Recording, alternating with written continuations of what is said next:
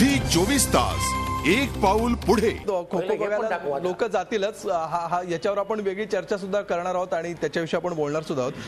मात्र आम्ही ही मानसिकता कुठून येते, म्हणजे जर सगळं काही ठीक आहे तर महाराष्ट्रामध्ये सरकारने त्यांचं धोरण आखणं वगैरे वगैरे या गोष्टी, हे धोरण आखणं म्हणजे नेमकं काय अपेक्षित आहे आपल्याला? सरकारने याच्यामध्ये पुढाकार घ्यायला पाहिजे म्हणजे नेमकं काय अपेक्षित आहे आपल्याला? मला काय म्हणायचं आहे की जेव्हा महाराष्ट्र नवनिर्माण सेनेचे कार्यकर्ते या मल्टिप्लेक्सच्या विरोधामध्ये आंदोलन करतात, तुम्ही त्यांच्यावर कायदेशीर कारवाई करता ना, कायदा मोडला म्हणून. मग मल्टिप्लेक्स थिएटर्स मराठी चित्रपट न लावून कायदा तोडतात, मग त्यांच्यावर सरकार कारवाई का नाही करत? याचा जबाब आपण सरकारला कधी विचारणार? सतत फक्त आंदोलन करायची ही नेमकी काय तरतूद आहे मराठी? मला असं वाटतं, मला एक असं वाटतं की मराठी चित्रपट चांगले बनतात, लोक चित्रपटगृहांमध्ये जाऊन पिक्चर बघतात. नाही, तुम्हाला असं वाटतं का की मल्टिप्लेक्स चालकांना शिक्षा करून किंवा त्या ठिकाणी मराठी सिनेमा लावण्याची सक्ती करून मराठी चित्रपटांची संस्कृती वाढीला लागू शकते? जर केदार शिंदेसारखे काही दिग्दर्शक आहेत, महेश मांजरेकर आहेत, मराठीतले जे काही नामवंत ज्यांना आपण मानतो, अशा लोकांना ह्या समस्या कधीच येत नाहीत, कारण त्यांचं व्यवस्थित प्लॅनिंग असतं. कधी जाहिराती करायच्या, कसं प्रमोशन करायचं, कसं अप्रोच व्हायचं हे जर त्यांचं माहिती असतं तर खरी गरज मराठी सिनेमांना ही अडचण येऊ नये यासाठी खरी गरज मालकांवर सक्ती करण्याची, मल्टिप्लेक्स मालकांवर सक्ती करण्याची. नाही, नक्कीच मला असं वाटतं की इतर राज्यांमध्ये समज 10 चित्रपट त्यांच्या भाषेचे असतील, त्यातले 3 चित्रपट चांगले चालतात, त्यातले 2 चित्रपट ओके चालतात, त्यातले 5 चित्रपट चालतच नाहीत, तरी 10च्या 10 चित्रपट तिकडे त्या चित्रपटगृहामध्ये लावले जातात ना.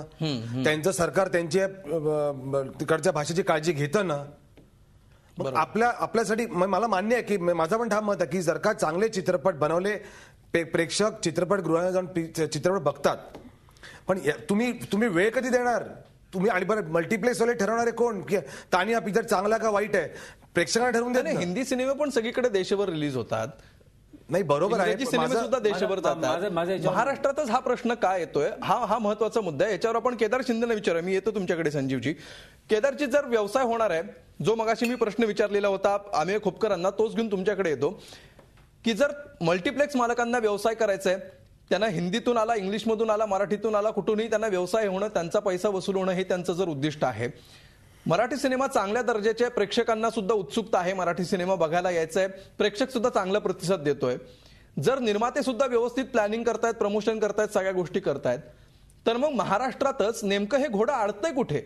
काय नेमकं चुकतंय? कुणाचं हित त्याच्यामध्ये आड येत नाहीये, सगळं काही व्यवस्थित होते, मग चुकतंय कुठे? पाणी कुठे मुरतंय? महत्वाचा मुद्दा आपण विसरतोय की मुंबई ही आर्थिक राजधानी आहे. त्यामुळे भारतातून या हिंदुस्थानातून वेगवेगळ्या ठिकाणाहून लोक इथे खूप आली, मुंबईमध्ये, महाराष्ट्रामध्ये आली आणि मग कित्येक वर्ष आली, नुसतीच आत्ताच आली असं नाही म्हणत आहे, कित्येक पिढ्या त्यांच्या आल्या. पण ना त्यामुळे आर्थिक राजधानी म्हटल्यानंतर सिनेमा इंडस्ट्री जी महत्वाची, जी बॉलिवूड म्हणतो आपण, ती सगळीच्या सगळी इथे महत्वाची आहे. कारण इथेच शाहरुख खान आहे, इथेच अमिताभ बच्चन आहे, इथेच सलमान खान आहे, ही सगळी दिग्गज मंडळी इथे आहेत. आता तुम्ही तमिळ, तेलुगू, मल्याळम अशा पिक्चर्सचा जर विचार करता तर तिथे त्यांच्या भाषेव्यतिरिक्त अथवा इंग्रजी भाषेव्यतिरिक्त त्यांना कुठली दुसरी भाषा बोलताच येत नाही. त्यांना महत्वाची गोष्ट म्हणजे ती हिंदी त्यांना समजत असूनही ते स्वतः बोलत नाहीत. म्हणजे तो कुठे ना कुठेतरी एक कट्टर त्यांच्या भाषेबद्दलचं त्यांचं प्रेम आहे.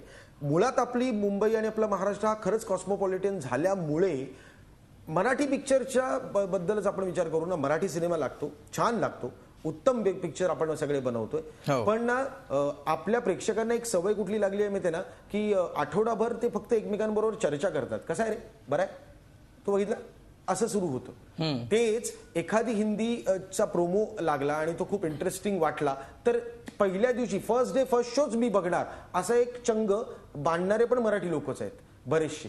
तर माझं म्हणणं आहे की हा जो चंग तुम्ही बांधताय ना, तो एकदा 100% तुम्ही मराठी सिनेमासाठी बांधा. जर शुक्रवार, शनिवार, रविवार मध्ये आपली ताकद, आपल्या सगळ्या प्रेक्षकांची ताकद जर आपण दाखवू शकलो, दुःख होतं की जेव्हा मी एखाद्या मल्टिप्लेक्समध्ये जातो आणि एक मराठी सिनेमा बघायला जातो आणि मला कळतं की 7 आणि 8च लोक माझ्या बाजूला बसलेले आहेत, तेव्हा एक दिग्दर्शक म्हणून, एक मेकर म्हणून मला खूप दुःख होतं याचं. मला असं वाटतं की हे जबाबदारी माझ्यासारख्या पण प्रेक्षकाची आहे आणि ही सगळ्या प्रेक्षकांची जबाबदारी आहे. एखादा हिंदी सिनेमा लागतो, आपण बघतो, जर आपल्याला आवडला नाही तर शिव्या देतच बाहेर येतो ना. तर माझं म्हणणं आहे, मराठी सिनेमालाही हक्क आम्ही तुम्हाला दिलेला आहे.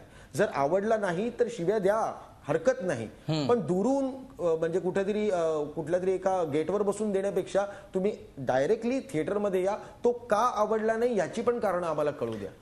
पण कारण पहिला दोन वेगळे विषय देखील आहेत. सॅटेलाइटवर काही मराठी बिलकुल बिलकुल याच्यावर आपण येऊया.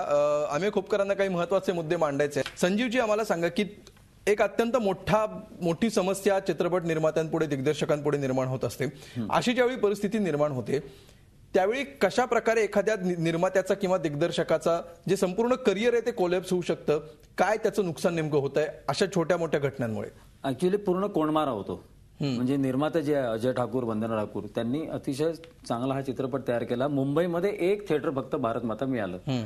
आता एक थिएटर आणि चित्रपटाची इन्व्हेस्टमेंट ही निघणार कशी? शिवाय आपण चित्रपट या कारणासाठी बनवतो की लोकांपर्यंत तो पोहोचावा. मुंबईत थिएटर नाही, ठाण्यात थिएटर नाही. जिथला हा चित्रपट आहे, नागपूर, विदर्भ, अमरावती, अकोला, तिथे हा चित्रपट लागलेला नाहीये. नागपुरामध्ये लक्ष्मी टॉकीजमध्ये अक्षरशः आज काही अनाथाश्रमातली मुलांनी, 80 मुलांनी जाऊन तो सिनेमा बघितला, अतिशय आवडला. सुदामा टॉकीजमध्ये अतिशय चांगलं कलेक्शन आहे, पण नागपूरला सुदामा टॉकीजमधून चित्रपट काढण्यात येतोय का? तर तिथे इंग्लिश पिक्चर त्यांना लावायचा आहे. म्हणजे जिथला हा चित्रपट आहे तिथे पण त्यांना हुसकावून लावण्यात आहे. आमचा जो मल्टिप्लेक्स नाही, आयनॉक्स वाल्यांनी आज आम्हाला ऑफर केले की तुम्ही एका थिएटरमध्ये 4-4, 5-5 शो घ्या. म्हणजे कुपोषणाने मरणाऱ्या माणसाला तुम्ही इतकं जीव घालता की तो अजीर्णांनी मरेल. बरोबर, ही पद्धत बरी नाही. तुम्ही एका थिएटरला 5 शो दिले तर मराठी निर्माता जगेल कसा? बिलकुल. ह्याच्यावर काय करायला पाहिजे असं तुम्हाला? याच्यावर आमचं प्रांजळ मत आहे की आमच्या चित्रपट लोकांपर्यंत पोहोचला पाहिजे, मराठी निर्माता जगला पाहिजे. त्याला मुंबईमध्ये, ठाण्यामध्ये आणि विदर्भामध्ये आम्हाला मल्टिप्लेक्स मिळाले पाहिजे, त्याशिवाय हा चित्रपट लोकांपर्यंत पोहोचणार नाही. आणि निर्माता जगण्याची गरज काय करण्याची गरज आहे? यासाठी आम्हाला सहकार्य करण्यात यावं. खोपकर साहेब बाजूला बसलेले आहेत, सेनेचे पण लोक आमच्या बरोबर आहेत. तर आम्हाला थिएटर मिळवून द्या. आम्हाला म्हणजे खूप दुर्दैवाची गोष्ट आहे की महाराष्ट्रामध्ये अक्षरशः डोळ्यात पाणी आणून सांगावं लागतं की सर, मराठी चित्रपटाला थिएटर मिळवून द्या हो कोणीतरी. असं जाहीरपणे मला आव्हान करावं वाटतं की दर्शकांनो बघा आणि आम्हाला थिएटर मिळवून द्या. ही किती दुर्दैवाची गोष्ट आहे. बिलकुल. 2-2 पक्ष असताना सुद्धा मराठी निर्मात्यांना अशी आवाहन करावं लागतं आणि तरी सुद्धा त्यांना थिएटर्स मिळत नाहीत अशी परिस्थिती आहे. अमेयजी, तुम्हाला काय वाटतं ह्याच्यावर काय उपाय करता येईल? अगदी राजकीय पक्षांनी खळखट्ट्या करून मल्टिप्लेक्स मालकांवर दबाव झी 24 तास, एक पाऊल पुढे.